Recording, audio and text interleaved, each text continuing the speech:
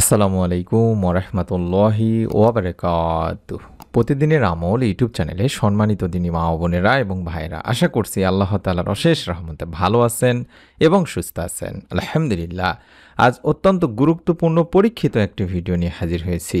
গত মাসের শেষ রাতে আমাদেরই এক দিনী বোন একটি আমল করেছিলেন।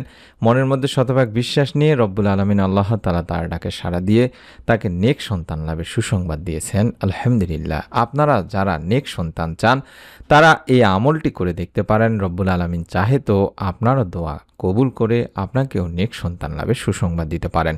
মনের মধ্যে একটি বিশ্বাস নিয়ে আমলটি করলে আল্লাহ তাআলা ইনশাআল্লাহ আপনাকেও নিরাশ করবেন না। তাই অনুরোধ করছি ভিডিওটি মনোযোগ দিয়ে সম্পূর্ণ দেখার।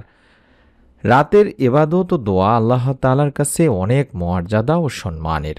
রাতের দোয়া ও ইবাদতে তাওহীদের সাক্ষ্য দিয়ে মহান আল্লাহ তাআলার কাছে দোয়া করলে সে দোয়া আল্লাহ তাআলা ফেরত দেন না। সুবহানাল্লাহ। বান্দার সব দোয়া আল্লাহ তাআলা কবুল করে নেন। সুবহানাল্লাহ, সুবহানাল্লাহ। আল্লাহ রাসূল সাল্লাল্লাহু আলাইহি ওয়াসাল্লাম বলেছেন, যখন তোমাদের কেউ রাতে জেগে আল্লাহ তাআলার কাছে দোয়া করে, আল্লাহ তাআলা তার দোয়া কবুল করেন। আর যদি ওই ব্যক্তি ওযু করে এবং নামাজ আদায় করে, তবে সে নামাজও কবুল করা হয়। বুখারী মিশকাত শরীফের সহিহ একটি হাদিস। তাহলে বুঝতে পারছেন কতটা গুরুত্বপূর্ণ রাতের ইবাদত এবং দোয়া। তাই আমরা চেষ্টা করব বাংলাদেশের সময়ে রাত ৩টা থেকে ফজরের আগ পর্যন্ত এই সময়টাতে উঠে সুন্দর করে ওযু করে ২ রাকাত বা ৪ রাকাত সালাত আদায় করার পরে এই ছোট্ট মনের নেক আশা পূরণের সন্তান লাভের পরীক্ষিত দোয়ার আমলটি নিয়ম মেনে করব। আল্লাহ তাআলার কাছে কান্নাকাটি করে দোয়া করব। মাঝে মধ্যে ফজরের অন্তত আধা ঘন্টা আগে হলেও ওঠার চেষ্টা করবেন, তারপরে আমলটি করার চেষ্টা করবেন। রহমতের সময় হলো রাত ৩টা থেকে ফজরের আগ পর্যন্ত। কারণ এই সময় প্রকৃতি থাকে নীরব, পরিবার পরিজনও থাকেন ঘুমিয়ে, জাগতিক কোনো কাজকর্মের তারা থাকে না। ফলে এ সময় আল্লাহর ধ্যান বা মোরাকাবা, নফল নামাজ আদায়, জিকির আজকার, দরুদ পাঠ ও তাজবিহ তাহলিলের অতি উত্তম একটা সময়। গভীর রাতের এই ইবাদতগুলো এত মন দিয়ে করা যায় যে এতে সাধকেরা সাধনার সোপান অতিক্রমের উৎকৃষ্ট সুযোগ পান। আর রাতের তিতা অংশের ইবাদতের কথা কোরআন হাদিসের বিভিন্ন স্থানে নির্দেশিত হয়েছে। বলা হয়েছে এ সময় আল্লাহ তাআলা বান্দার ডাকে অধিক সাড়া দেন। তিনি বান্দাকে অনুপ্রাণিত করতে থাকেন, তাকে ডাকতে বলেন, তার ইবাদত করে তার নৈকট্য লাভের আহ্বান করেন। আর সেই সময়ে যেই বান্দা তার মাবুদ মাওলাকে ডাকার মতো ডাকতে পারেন, আল্লাহর নিকট কাকুতি মিনতি করতে পারেন, রহমতের আমলের বদলতে আল্লাহ তাআলা তার ভাগ্যের দরজা খুলে দেন। সুবহানাল্লাহ। হযরত আবু হুরায়রা রাদিয়াল্লাহু তাআলা আনহু থেকে বর্ণিত, হযরত রাসূল পাক সাল্লাল্লাহু আলাইহি ওয়াসাল্লাম বলেছেন, আমাদের প্রতিপালক মহান রব আল্লাহ তাআলা প্রতি রাতের যখন শেষ তৃতীয়াংশ অবশিষ্ট থাকে, তখন প্রথম আসমানে অবতরণ করেন এবং বলতে থাকেন, হে বান্দা, আমার কাছে প্রার্থনা করো, আমি তোমার প্রার্থনা কবুল করব। আমার কাছে তোমার কি চাওয়া আছে চাও, আমি তা দান করব।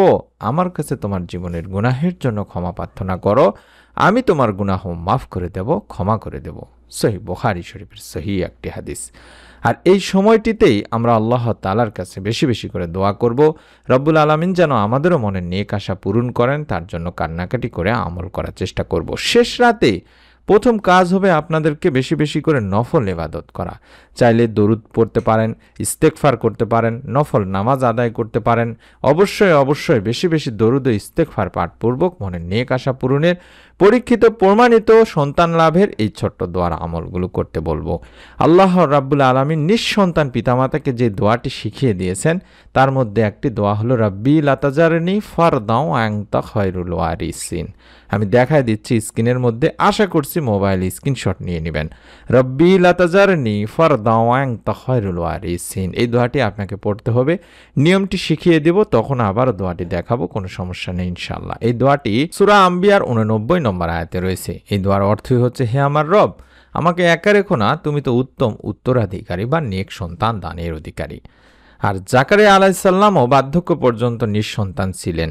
আর অন্যদিকে মারিয়াম আলাইসাল্লাম বাইতুল মুকাদ্দাসে তার তত্ত্বাবধানে ছিলেন। একদিন তিনি দেখতে পেলেন আল্লাহ তাআলা ফলের মৌসুম ছাড়াই মারিয়াম আলাইসাল্লামকে ফল দিয়ে রিজিকের ব্যবস্থা করেছেন। তখন তার মনেও সন্তানের জন্য সুপ্ত আকাঙ্ক্ষা জেগে ওঠে।